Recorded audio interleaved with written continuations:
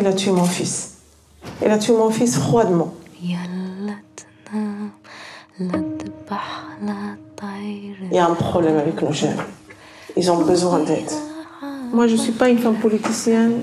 Je suis une mère de famille qui a fondé cette association. Et chaque jeune qui a besoin d'aide, je l'aide.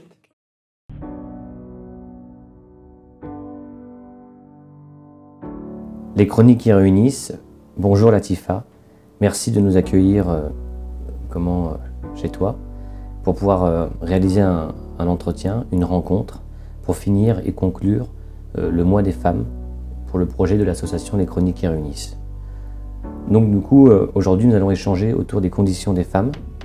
Vous, en tant que femme, comment vous vivez les choses, vous présentez votre projet de votre association, et après nous pourrons développer ensemble autour de questions diverses qui englobent justement votre parcours, votre personnalité et l'action que vous menez tous les jours en tant que femme. Dans un premier temps, qui vous êtes, votre association? Alors bonjour et bienvenue chez moi dans mon siège de l'association Ahmed pour la jeunesse et la paix. Je m'appelle Latifa Ibn Zieten. J'ai fondé cette association depuis le 11 mars 2012, 40 jours après le décès de mon fils. Mes origines, je suis marocaine, je vis en France, je suis française, mon confession musulmane et je vis avec les trois. Bien, et je fais ce combat aujourd'hui depuis la perte de mon fils. C'était une perte très, très difficile et très dure. Et je voulais tendre la main à cette jeunesse, aux parents, au tout public, et de faire des projets, d'avancer dans mon travail associatif et un travail d'une mère blessée, une mère en souffrance, mais je voulais apporter le bonheur, la réussite et la volonté et la paix pour cette jeunesse. Je vais me permettre de rebondir.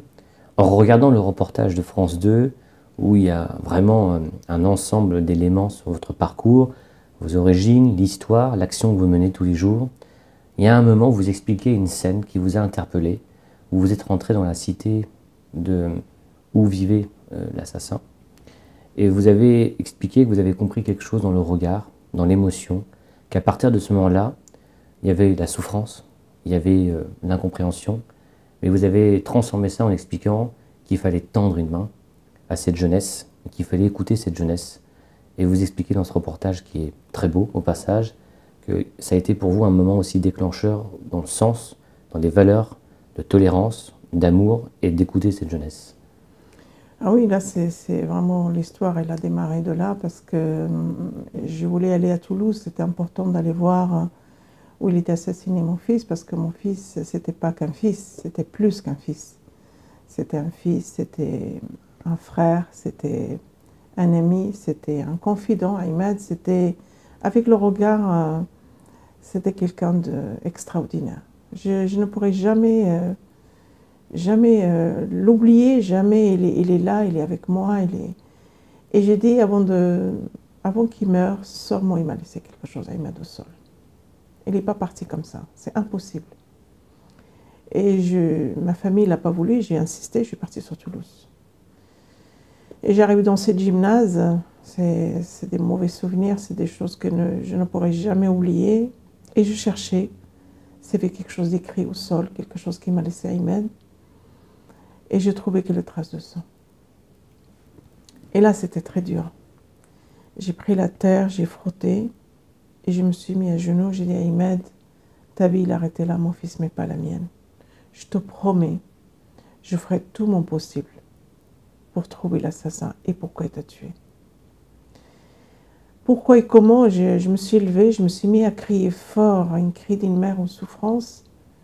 Si une voiture, elle s'arrête, quelqu'un dans ce gymnase qui peut sortir, mais j'avais personne. Et là, je dis, mon fils, il est mort en souffrance. Il n'y avait pas de l'aide. Alors, je ne dois pas m'arrêter là.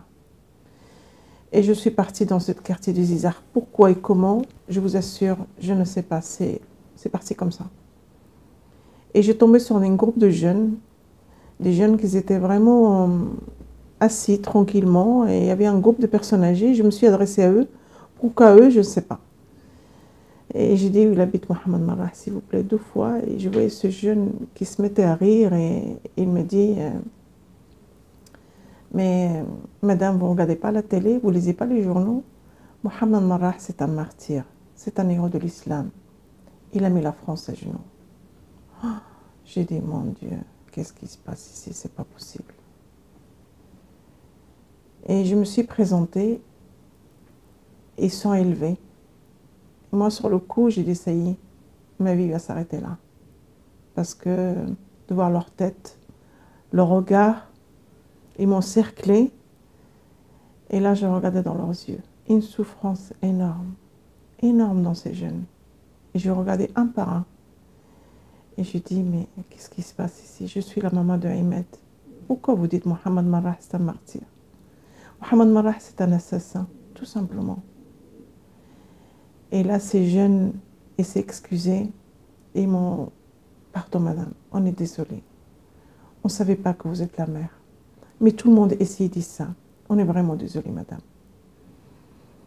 Et un jeune, il me dit, mais regardez où on habite. Regardez, madame, dans cette secte vraiment qui nous a enfermés ici. Et vous savez, quand les reins ils sont enfermés, ils deviennent enragés. Ils sortent, ils font des ravages dans la société. Voilà ce qu'on est aujourd'hui. On est enfermés dans cette cité, la République nous a oubliés, la société ne veut pas de nous, nos familles ne peuvent plus, et on n'est plus rien. Et je dis, jeune homme, c'est toi la République. C'est toi. C'est toi d'aller chercher ta chance. Parce que la chance, il ne viendra pas te chercher. Il faut que tu te réveilles.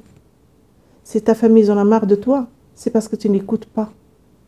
Et les familles s'étaient dit ça, c'est pour te secouer, pour te réveiller, pour que tu viennes dans la réalité. C'est ça qu'ils veulent tes parents. C'est parce que tu es ailleurs. Mais madame, vous ne pouvez rien faire pour nous. J'ai 25 ans, madame, c'est fini. Mais je vois, vous êtes une mère courageuse. Vous êtes venue jusqu'à ici. Et vous n'avez pas peur de nous. Alors, aidez mes petits frères, madame, s'il vous plaît. N'y lâchez rien. Parce que je vois en vous, je ne sais pas pourquoi, mais vous êtes une mère pour nous. S'il vous plaît, madame. Et je regardais ces jeunes et je lui dis, je te promets, j'ai créé cette association. J'ai perdu mon fils. Vous êtes l'origine de ma souffrance. Mais moi, je vous tends la main. Et à partir d'aujourd'hui, je vous promets, je serai sur le terrain. Et je vous aiderai. Mais ne baissez pas les bras. Luttez. Il ne faut pas baisser les bras, parce que vous êtes l'avenir. Et c'est comme ça que je suis partie. Et je suis arrivée à Rouen. Et je dis maintenant, il faut que je sois sur le terrain. C'est très important. Pour continuer, en tant que femme, comment vous vous sentez justement cette action de terrain, les regards, on peut avoir des regards bienveillants, des regards malveillants, par toutes les rencontres de cette diversité entre les gens qui ont une stature, les gens qui sont de la vie de tous les jours, comme moi, un citoyen lambda. Est-ce qu'il y a une personnalité ou une rencontre qui vous a touché en regardant un peu tout votre parcours? Vous avez rencontré les écoles, vous avez fait des conférences, vous avez été dans les prisons, vous avez une diversité dans votre terrain d'action. Aujourd'hui, est-ce qu'il y a quelque chose qui vous a interpellé, vous voulez justement transmettre en étant peut-être dans quelque chose de positif ou négatif, mais il y a quelque chose qui sort avec un espoir? C'est-à-dire aujourd'hui, les jeunes, ça c'est sûr, ils ont de l'espoir, il faut les donner l'espoir. Parce que moi, ce qui me choque le plus et qui me laisse un petit peu à réfléchir, à me rendre triste quand j'entends un jeune de 14 ans, il me dit « j'ai pas d'espoir, j'ai pas de rêve ». Là, ça m'inquiète. Parce que pourquoi ça m'inquiète? Parce que lui-même, il ferme les portes. On ne peut pas dire « j'ai pas l'espoir ». On ne peut pas dire que j'ai pas de rêve. On a tous des rêves. Qu'ils soient bien ou moins bien, ou plus qu'on pense. On est toujours des rêveurs. Et quand on rêve, le rêve, il vient de quoi? L'espoir. Et l'espoir, il vient de quoi? De l'amour. Et l'amour, il vient de quoi? De la paix de soi-même, d'aimer soi-même. C'est ça, c'est tout l'ensemble. Tout ce ensemble-là, on a besoin. Et ce jeune, il doit l'avoir. Pour l'avoir, il faut travailler avec lui. Il ne faut pas le lâcher. Et ça me travaille beaucoup. Parce que moi, quand j'entends un jeune qui me dit ça, je vous assure, je ne lâche pas. Là, je l'appelle, je cherche où il habite, pourquoi il est comme ça. Je ne lâche pas. C'est plus fort que moi. Parce que ça me travaille. Si je ne le fais pas, j'ai entendu un appel au secours et j'ai rien fait. Ça veut dire qu'il ne faut pas lâcher. Ça, c'est vraiment quelque chose qui me marque. Ça m'a marqué beaucoup dans les foyers fermés, les jeunes qui sont au PJJ. Ça, c'est des jeunes de 14 ans, de 17 ans, des jeunes. Je dirais beaucoup aussi, il y a une responsabilité de certains parents. Vous pensez qu'il y a aussi une forme d'éducation qui questionne sur justement la précarité, la difficulté de ce qu'on renvoie aujourd'hui? Bien sûr, parce que vous savez, l'éducation, ça commence chez soi, à la maison. La première maîtresse, c'est la mère. Le pilier de la maison, c'est la maman. Parce que le père, c'est l'autorité, le respect, les valeurs. La présence d'un père, elle est mondiale. Mais la mère, il n'y a pas de mots. La mère, elle est très importante pour ses enfants. Parce que c'est elle qui les aimait au monde. C'est elle qui transmet vraiment de l'amour. C'est elle qui est la plus proche de ses enfants. C'est la maman. Vous savez, quand vous avez un enfant qui ne va pas très bien, la mère, elle le voit le plus vite possible, tout de suite. Moi, quand je vois mon enfant, il ne va pas bien, je le vois dans le visage. C'est même pas la peine qu'il parle. C'est ça, la mère, l'amour d'une mère. C'est pour ça que je dis aux mamans, c'est pas d'acheter des gros cadeaux ou des vêtements de marque ou une belle chambre ou tout ce qu'il faut pour l'enfant, ça y est, il a tout ce qu'il faut. Non. Et ce qu'il a besoin, c'est la présence, c'est l'amour, c'est le dialogue, c'est le partage, de sentir l'amour d'une mère et d'un père. Si l'enfant, il n'a pas ça dès le début, il grandit très très mal. Latifa, pour rebondir avec tout ce que tu viens de dire, est-ce que tu es, entre guillemets, la maman de tous dans certaines situations quand tu rencontres des jeunes, des femmes, des hommes, des jeunes adolescents? Oui, je l'accepte avec beaucoup d'honneur. Je suis la maman aujourd'hui de beaucoup d'enfants et c'est une fierté pour moi et je suis là pour eux. Je ne lâcherai pas. Et aujourd'hui, j'en ai beaucoup d'enfants. Beaucoup, beaucoup d'enfants. Est-ce que tu as eu des jeunes femmes pour vraiment axer sur ce parcours de femme que vous êtes, d'une jeune adolescente qui vous a touché par un message, par un discours, ou une rencontre d'une personnalité qu'on connaît, qui vous a confié quelque chose, une confidence, un espoir, un remerciement? Ah, j'ai beaucoup. Bon, je ne peux pas citer, j'en ai tellement de jeunes qui m'ont touchée par leur message d'amour, par le message « On a besoin de vous, madame, ne lâchez rien, s'il vous plaît. Latifa, continuez. Latifa, être derrière nous. On a besoin de toi. » C'est beaucoup de messages que j'ai reçus à chaque fois dans les conférences. Je reçois des courriers, mais beaucoup de messages comme cela, c'est beaucoup, même des garçons. Vous savez, quand un garçon il se lève, il vous dit « Serre-moi dans tes bras, madame, j'ai besoin de ton amour », ça me touche énormément. C'est très fort. Et ça me marque beaucoup, c'est important. Pour rebondir, il y a une jeune femme qui vous a rencontré, qui a fait une conférence avec vous, et elle vous a écrit, parce qu'en fait, grâce à votre discours, à votre intervention, elle a voulu devenir policière récemment. Et elle a eu cette vocation par le discours que vous avez porté autour de la démocratie, de la tolérance et des valeurs justement d'émancipation. Qu'est-ce que vous pouvez dire par rapport à ça, que certains parcours de jeunes femmes, de jeunes hommes, vous avez réussi à faire résonner quelque chose, une grande voix avec l'amour et le cœur? Je suis très fière, c'est important parce que je vois beaucoup de jeunes femmes ou des garçons qui me disent « Madame, je voudrais faire l'armée et j'ai très peur ». Je dis « Mais pourquoi vous avez peur? De s'engager, de servir la République, d'être un soldat ?» Le contraire, le soldat n'est pas que pour la guerre, il est aussi pour protéger la société. Quand on voit tous ces militaires dans la gare ou dans la rue, ils sont pourquoi? Ils ne sont pas en guerre, c'est pour nous protéger. Le contraire, c'est un métier que vous devez être fier, ou que vous serez policier, ou que vous serez prof ou médecin. Le contraire, il faut aller dans vos rêves. Même si vous ne réussissez pas tout de suite, peut-être plus tard. Mais il ne faut pas dire est-ce que je peux le faire, est-ce que je suis capable, est-ce que je ne vais pas avoir beaucoup de difficultés. Non. Chaque métier, on a toujours au début des difficultés et après on réussit. Chaque métier. On ne peut pas dire parce que je suis policier, je vais mal tomber. Ou je suis dans l'armée, je vais mal tomber. Ou je suis dans dans l'électricien ou plombier, ou n'importe quel métier. On a toujours des difficultés au début et après on grandit et on vole avec nos propres ailes. Et je dis à cette jeune femme ou à chaque jeune homme, il faut, quand on a un rêve, il ne faut pas lâcher.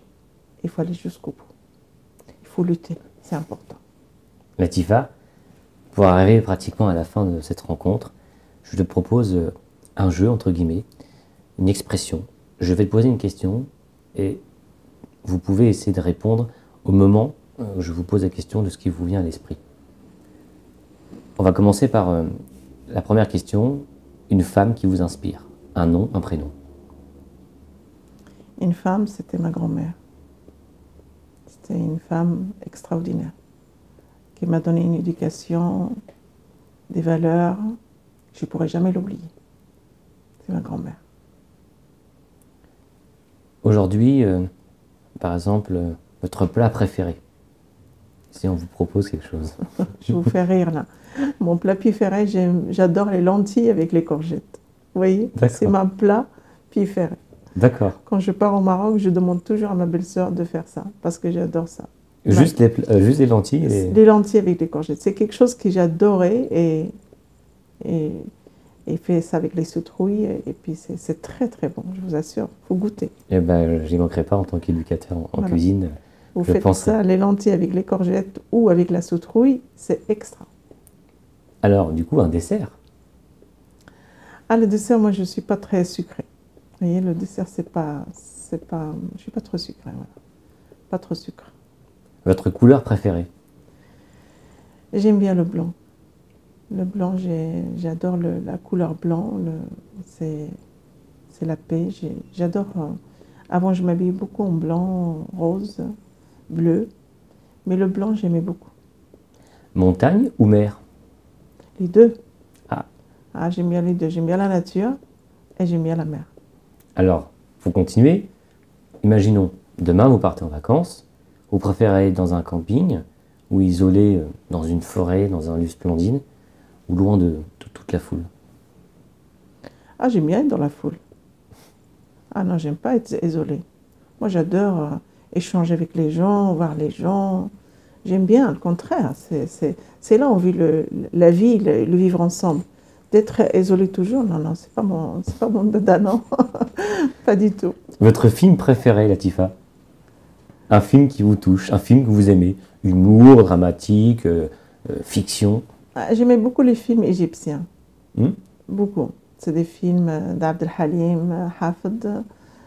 J'adorais ça. J'aimais beaucoup ces films depuis que j'étais jeune.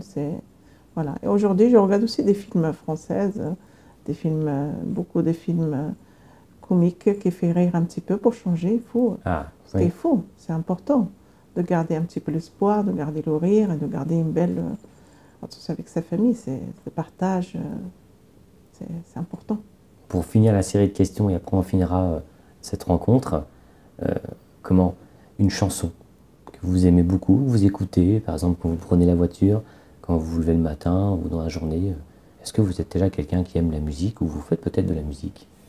J'aime bien la musique, j'adore la musique, c'est quelque chose que j'ai beaucoup écouté, le classique, j'adore le classique. Et dans les chansons françaises, j'adorais La Rose. Edith Piaf, j'adorais cette chanteuse. Et j'écoute beaucoup Kulthum. C'est une grande chanteuse égyptienne que j'aime bien. Ces mots, c'est les mots d'amour, de la paix, de la joie. J'écoute souvent. Merci Latifa. Pour finir, je suis obligé de finir par l'ensemble des prix que vous avez reçus. Le dernier, je vais peut-être vous laisser expliquer. Le dernier prix que vous avez reçu, comme vous disiez tout à l'heure, il est encore au chaud. Il va bientôt arriver. Alors, ce prix, ça m'a beaucoup, beaucoup touchée parce que C'est un prix Cheikh Zayed, c'est un prix international, un prix qui vient d'un pays arabe, et que je dis, voilà, ils voient quand même l'autre côté, ils voient le travail que je fais. Ça me donne plus de courage, ça me donne de la fierté. Et en plus, ça vient d'une main de pape François, cet homme, il me touche énormément. Cet homme, il ouvre pour la paix. Et le gros imam, cher Ahmed Al-Tayyib de l'Ashar Azhar Sharifa, c'est d'Égypte. C'est quelque chose qui me touche énormément, les deux grands symboles et ce prix qui vient d'eux. Et je remercie la personne qui me touche et qui m'a beaucoup aidée, c'est Ahmed Abdesalam, le juge. C'est grâce à lui aussi cette aide que j'ai eu ce prix-là. Et je suis très très fière aujourd'hui de voir ce prix Zayed. Ça va m'ouvrir beaucoup de portes et ça va aider beaucoup de jeunes aujourd'hui et ça va me permettre de faire beaucoup de projets pour donner l'espoir à cette jeunesse, parce que quand on sort et on voit une autre civilisation, c'est une autre ouverture et c'est quelque chose de très important pour cette jeunesse aujourd'hui. Merci Latifa. Pour finir, je vais te poser 2 questions. J'aime bien les questions, vous avez pu voir, excusez-moi. 109, Panthéon, pour Marianne. Alors, pour Marianne, ses rêves, vous voyez, ça réalisé. C'est incroyable. J'ai toujours dit, et j'ai toujours cru en moi, et j'ai toujours fait, parce que quand je suis arrivée en France, c'était la première chose d'apprendre les valeurs et la culture française et de rentrer dans une peau d'une femme française. Et regardez, autant d'années, aujourd'hui, il me lance ce projet d'être Marianne. J'ai dit, waouh, vous voyez, le rêve, il est toujours là. Quand on rêve, même plus tard, ce rêve, il est là. On peut dire oser, vouloir agir. Bah, j'étais très fière de voir d'être animée dans la Marianne. C'est une fierté pour une femme musulmane, française, confession musulmane bien sûr, et marocaine. Beaucoup de femmes aujourd'hui me disent on est fiers de toi Latifa, tu nous présentes. On est vraiment fiers et ça me donne vraiment des frissons. Je dis voilà, je ne suis pas toute seule, il y a beaucoup de femmes derrière moi. Merci Latifa. Je voudrais terminer cette rencontre et encore vous remercier pour le temps que vous avez pris. Je suis face à vous, c'est un honneur, je ne vous cache pas, pour toute l'association qui a travaillé pour cette rencontre, qui a été un travail intense pour bien préparer les choses. Et je vais finir par une citation de Jacques Brel qui disait qu'on a beaucoup de mal à savoir dire aux gens qu'on les aime parce qu'on est bien trop pudique aujourd'hui. Alors permettez-moi de vous le dire, avec l'ensemble de l'équipe, avec l'ensemble des personnalités qui m'entourent, on vous aime, on a une grande admiration pour votre parcours. Merci de porter ces valeurs de tolérance, de respect. Et c'est des gens comme vous, des gens comme d'autres personnes qui véhiculent, où vous êtes les messagers, vous êtes une grande voix, mais qui porte sur le plan international. Et dans une vie, moi sur le plan aussi personnel, cette rencontre que je suis en train de faire avec vous me touchera et restera un grand moment. Merci du fond du cœur. Et je voulais finir par quelque chose, avec toute l'équipe Les Chroniques qui réunissent, avec un peu de culot, si on vous fait la proposition suivante, d'ici 1 an, on écrit un projet de vous faire rencontrer des jeunes adolescents en situation de handicap ou en difficulté, et ensemble de confectionner un repas, effectivement les lentilles, courgettes ou un dessert français et marocain, pour montrer cette diversité et cette intelligence qu'on a tous, et finir par une grande conférence que l'équipe pourrait animer autour du médico-social, avec vous en tant qu'invité, et puis d'autres invités si c'est possible. En tout cas, ça serait un honneur de le faire avec vous. C'est un honneur pour moi, il n'y a aucun problème. Je serai là pour faire les lentilles avec les citrouilles et de faire déguster ces jeunes et d'échanger avec eux avec plaisir. C'est un honneur et je vous remercie aussi de venir jusqu'à chez moi et de montrer aussi la lumière. C'est important, on a besoin tous de lumière et de montrer la tolérance, l'amour, le respect, le partage et le vivre ensemble. Il ne faut pas qu'on oublie. On n'est pas différents. En tant que femme, qu'est-ce que vous pouvez dire à toutes les femmes qui vous écoutent pour finir? Ben, je dis à toutes les femmes, il ne faut jamais baisser les bras, il faut toujours, parce que je sais que la femme, elle est forte, la femme, elle est aujourd'hui, on la voit partout. Et il faut qu'on continue, parce que la femme, c'est la paix, la femme, c'est l'amour, la femme, c'est la vie. Il ne faut pas s'arrêter là, il faut continuer. Il faut ouvrir le cœur et d'avancer, et de partager, parce que vous savez, on peut donner plein de choses, on peut vendre plein de choses, mais l'amour, ça ne se vend pas, le partage. Il faut le partager. Merci Latifa. Merci à toi. Une très belle fin de journée. À très vite et à dans un an autour d'un bon plat, lentilles, carottes, accompagné d'amour et de belles personnalités. Sans problème. Les chroniques qui réunissent. Merci aussi pour l'association NAD et merci encore. Merci à vous.